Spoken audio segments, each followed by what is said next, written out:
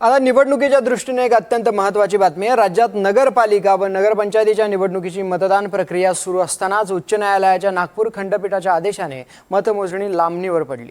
मतमोजणी प्रकरणातील उच्च न्यायालयाच्या आदेशाला आता आव्हान देणारी याचिका सर्वोच्च न्यायालयात दाखल करण्यात आली आहे। या प्रकरणी सरन्यायाधीश सूर्यकांत व न्यायमूर्ती जॉय माल्या बागची यांच्या खंडपीठापुढे उद्या 5 डिसेंबरला सुनावणी होणार आहे।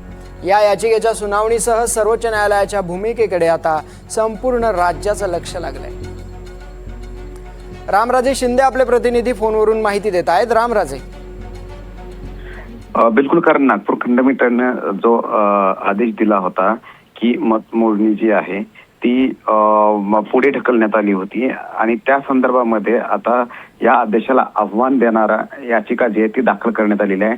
41 नंबरवर ही याचिका दाखल करण्यात आलेली आहे आणि उद्याच ही याचिका जी आहे ती यादीमध्ये नमूद केलेली दिसून येते। म्हणजे की साधारणतः दुपारपर्यंत 12:30 पर्यंत या संदर्भामध्ये याचिका सुप्रीम कोर्टामध्ये येऊ शकते आणि यामध्ये याचिकाकर्त्यांचं म्हणणं हेच आहे की नगरपंचायत आणि नगरपालिकेचे निकाल जे आहेत ते तात्काळ जाहीर करावे अशी प्रकारची मागणी आहे।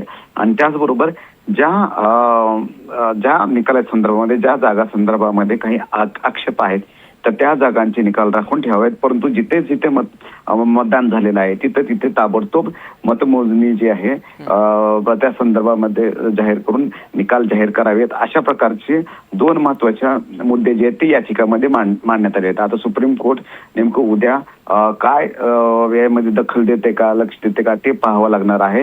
आणि जर सुप्रीम कोर्टाने दखल घेतली आणि जर सांगितले की लवकरात लवकर याचे निकाल जाहीर करा तर मात्र निकाल जाहीर करावे लागतील आणि जर सांगितले की हायकोर्टाने सांगितले ते प्रक्रिया पाळावी लागेल तुम्हाला तर मात्र मग ही प्रक्रिया जी आहे ती पाळावी लागेल आणि जे हायकोर्टाने सांगितले आहे त्याच तारखेला मग निकाल मतमोजणी जी आहे ती होऊ शकेल।